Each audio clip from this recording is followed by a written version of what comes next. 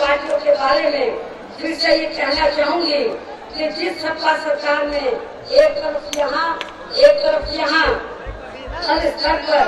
आपराधिक तो हावी रहते हो और वहीं दूसरी तरफ उस सरकार का मुख्यमंत्री अपने खुद के परिवार में ही कई पावर सेंटर के बीच में उलझा हो और इसके साथ साथ फिर ऐसे उलझे हुए मुख्यमंत्री का अधिकांश समय या अपने पिता चाचा व भाई आदि के साथ ही रिश्ते निभाने में या अन्य और भी जबरदस्ती के रिश्ते बनाने में ही लगा रहता हो तो फिर ऐसे में प्रदेश की जनता का यहाँ कदापि भला होने वाला नहीं है। और इसी प्रकार बीजेपी जिसका हर मामले में रिमोट कंट्रोल आरएसएस के हाथों में केंद्रित रहता है तो ये संस्था देश में पूरे तौर से संकीर्ण कट्टरवादी ही मानी जाती हो तो फिर इसके चलते ये पार्टी भी यहाँ प्रदेश में धर्म निरपेक्ष एवं सब जनहिताय व सब जन सुखाय की सरकार नहीं दे सकती है। और जहाँ तक प्रदेश में कांग्रेस पार्टी का सवाल है तो इस पार्टी की भी वर्तमान में हालत इतनी ज्यादा खराब हो चुकी है कि अब उसे अपनी पार्टी का मुख्यमंत्री पद का उम्मीदवार भी दिल्ली से बुजुर्ग महिला को यहाँ लाकर उतारना पड़ा है। ऐसे हालातों में अब प्रदेश की बीएसपी ही एक ऐसी पार्टी है जो हर स्तर पर यहाँ अपराध मुक्त एक पावर सेंटर की तथा धर्म निरपेक्ष एवं सब जनहिताय व सब जन सुखाय की ही एक बेहतरीन आदर्श सरकार दे सकती है। प्रदेश की जनता को बीएसपी को ही एक तरफा अपना वोट देकर यहाँ प्रदेश में फिर से इस पार्टी की ही पूर्ण बहुमत की सरकार बनानी होगी। इसके साथ ही हमें खासकर मीडिया के माध्यम से यहाँ विरोधी पार्टियों के लोगों को ये भी बताना चाहती हूँ कि आज बीएसपी की केवल 2 मंडल व एक जिले की अर्थात सहारनपुर व मेरठ मंडल एवं बिजनौर जिले की हुई इस अति विशाल व समुद्री महारैली में जो लाखों लोग मुझे सुनने के लिए इकट्ठा हुए हैं तो ये भीड़ दूसरी पार्टियों की तरह एक सीट पर कई लोगों को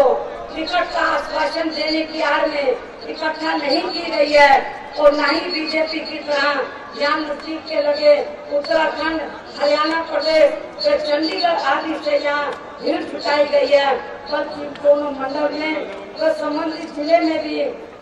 विधानसभा के सभी टिकट फाइनल करके तब ये अति विशाल व समुद्री महारैली आयोजित की गई है। के लिए मैं इन दोनों मंडल के व संबंधित जिले के भी पार्टी संगठन के सभी छोटे बड़े पदाधिकारियों का आम कार्यकर्ताओं का तथा पार्टी द्वारा तय किए गए सभी उम्मीदवारों का भी पूरे दिल से आभार प्रकट करते हुए ये भी उम्मीद करती हूँ कि आज यहाँ सहारनपुर में बीएसपी की सब जन हिताय व सब जन सुखाय की हुई इस अति विशाल व समुद्री महारैली की ताकत को देखकर मुझे ये पूरा भरोसा हो गया है कि आपके सहारनपुर व मेरठ मंडल एवं बिजनौर जिले की भी जनता प्रदेश में इस बार बीएसपी की पूर्ण बहुमत की सरकार बनाने में अर्थात यहाँ की जनता भी अपने क्षेत्र से अपनी पार्टी की नंबर 1 पर सीटें जरूर जिता कर देगी। और अब में मेरा यही कहना है कि उत्तर प्रदेश के आप लोग ध्यान से सुनो मेरी बात और आप लोग कोई नारा नहीं लगाएगा, ध्यान से मेरी बात सुनो। और अब अंत में मेरा यही कहना है कि उत्तर प्रदेश के चारों कोनों में बीएसपी की जो 4 ऐतिहासिक अति विशाल अति समुद्री महारैलियां हुई हैं तो उससे ऐसा लगता है कि अब यहाँ सभी विरोधी पार्टियां काफी ज्यादा दुविधा में पड़ जाएंगी। जिससे बाहर निकलने के लिए आप लोग मेरी बात ध्यान से सुनो, जिससे बाहर निकलने के लिए अब ये विरोधी पार्टियां बीएसपी को कमजोर करने के लिए नए जिन्होंने हथकंडे और भी इस्तेमाल करेंगे। जो अभी तक इस्तेमाल किए उनके अलावा और भी जिन्होंने नए हथकंडे इस्तेमाल करेंगे, जिसके तहत ही अभी हाल ही में विरोधी पार्टियों द्वारा पर्दे के पीछे से सोशल मीडिया का इस्तेमाल करके जहाँ उत्तर प्रदेश के खासकर दलित वर्ग के लोगों को गुमराह करने के लिए एक ये भी अफवाह काफी तेजी से फैलाई जा रही है कि बीएसपी की राष्ट्रीय अध्यक्ष जहाँ उत्तर प्रदेश में बीएसपी की सरकार बनने पर फिर अपनी जगह श्री नसीमुद्दीन सिद्दीकी को या श्री सतीश चंद्र मिश्रा को या फिर श्री रामचंद्र राठौर को भी प्रदेश का मुख्यमंत्री बना सकती है, इसमें रत्ती भर भी सच्चाई है। और इस बारे में आज मैं ये बात आगे के लिए भी जरूर स्पष्ट कर देना चाहती हूँ कि उत्तर प्रदेश में बीएसपी की सरकार बनने पर जब मेरे मुख्यमंत्री बनने के बाद सन 2019 में देश में लोकसभा के होने वाले आम चुनाव में यदि बीएसपी के बैलेंस ऑफ पावर बनने की स्थिति में मुझे दिल्ली भी जाना पड़ गया तो भी जहां उत्तर प्रदेश में मेरी जगह पार्टी के किसी दलित वर्ग के समर्पित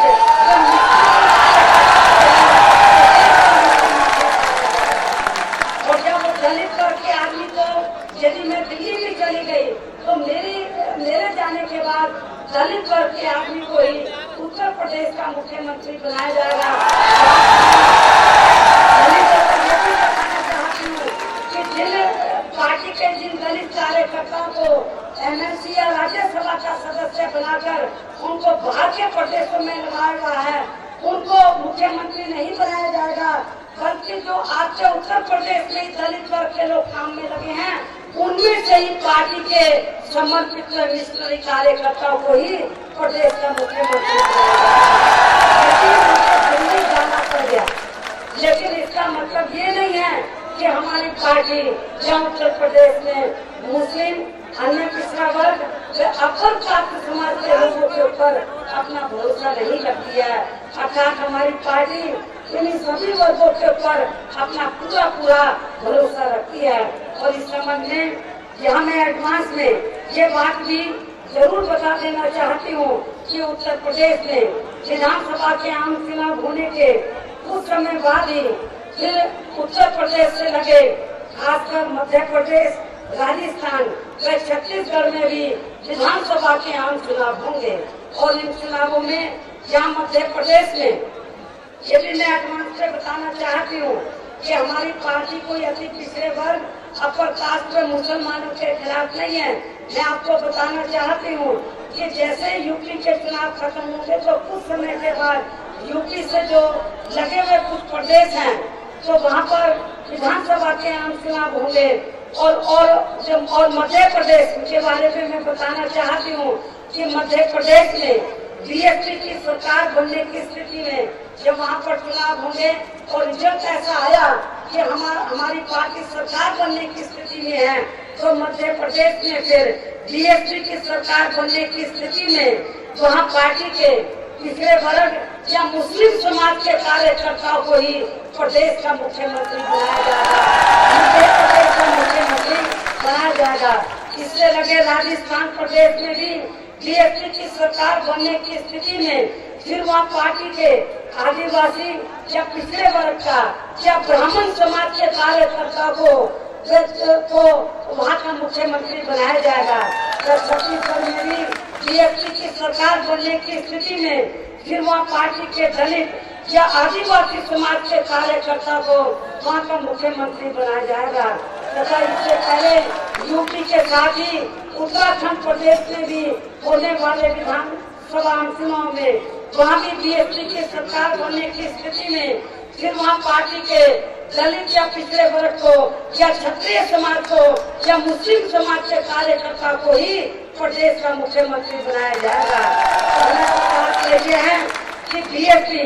दलितों के साथ साथ अन्य पिछड़े वर्गों के हितों का व उनके मान सम्मान का तथा उनकी उचित भागीदारी का भी पूरा ध्यान रखती है। और इतना ही नहीं बल्कि यहाँ में अफवाहों की वजह से खासकर जो आए दिन किस्म की अफवाह हमारी पार्टी के वरिष्ठ नेताओं के बारे में विरोधी पार्टियों को लोग फैलाते रहते हैं। तो इतना ही नहीं बल्कि यहाँ में अफवाहों की वजह से खासकर श्री सतीश चंद्र मिश्रा जी के बारे में भी ये कहना चाहती हूँ कि इसमें कोई संदेह नहीं है कि श्री सतीश चंद्र मिश्रा जी हमारी पार्टी के राष्ट्रीय महासचिव व राज्यसभा के सांसद भी हैं और इस समय ये उत्तर प्रदेश में खासकर जो ब्राह्मण समाज है उसको तैयार करने में पूरी ईमानदारी निष्ठा के साथ जुटे हैं। इसके साथ ही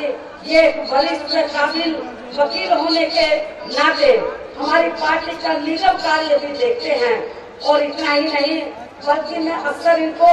अपने बड़े बड़े प्रोग्राम में इसलिए साथ में लेके जाती हूँ ताकि मेरे जाते हुए आते समय में तथा प्रोग्राम के दौरान भी यदि संबंधित राज्य की सरकार के षड्यंत्र के तहत कोई भी दिक्कत पैदा कर दी जाती है तो फिर ऐसी स्थिति में ये मेरी सुरक्षा में लगे अधिकारी की तुरंत ही लीगल मदद कर सकते हैं और ऐसे हालात कई बार पैदा भी हुए हैं। तो जिससे फिर मेरे प्रोग्राम में कोई भी अड़चन न आ सके। लेकिन यहाँ इसका मतलब ये नहीं है कि मैंने पार्टी के खासकर राष्ट्रीय महासचिव व विधान परिषद में अपने पार्टी के नेता श्री नसीमुद्दीन सिद्दीकी व अन्य और पार्टी के वरिष्ठ नेता का भी इनके मुकाबले में कोई कद छोटा कर दिया है जो 1% भी ठीक नहीं है। इनका कद अपनी जगह जैसे पहले बना हुआ है वो इनका कद बना रहेगा। जबकि इस मामले में हकीकत ये है कि मैंने पार्टी के सभी वरिष्ठ लोगों को अलग अलग से चाहे तो श्री नसीमुद्दीन सिद्दीकी हो, चाहे रामचंद्र राजभर हो, चाहे श्री सतीश चंद्र मिश्रा हो या अन्य वरिष्ठ पदाधिकारी हो। जबकि इस मामले में हकीकत ये है कि मैंने पार्टी के सभी वरिष्ठ लोगों को अलग अलग से पार्टी का कार्य सौंपा हुआ है और पार्टी के लिए अच्छी बात यह है कि ये सभी वरिष्ठ लोग आपस में मिलकर पार्टी में पूरे जी जान से अपनी अपनी जिम्मेवारी को निभाने में लगे हुए हैं। लेकिन फिर भी जहाँ विरोधी लोग हमारी पार्टी के वरिष्ठ लोगों को आपस में लड़ाने का पूरा प्रयास करेंगे जिससे इन्हें कदम पर जरूर सावधान रहना है। इसके साथ ही सावधानी के तौर पर मैं यहाँ ये भी कहना चाहती हूँ कि बीजेपी व आरएसएस के लोग सर्वे कराने की आड़ में यहाँ उत्तर प्रदेश में पलायन को भी चुनावी मुद्दा बना सकते हैं। जबकि इस मामले में सच्चाई ये है कि आजादी के बाद देश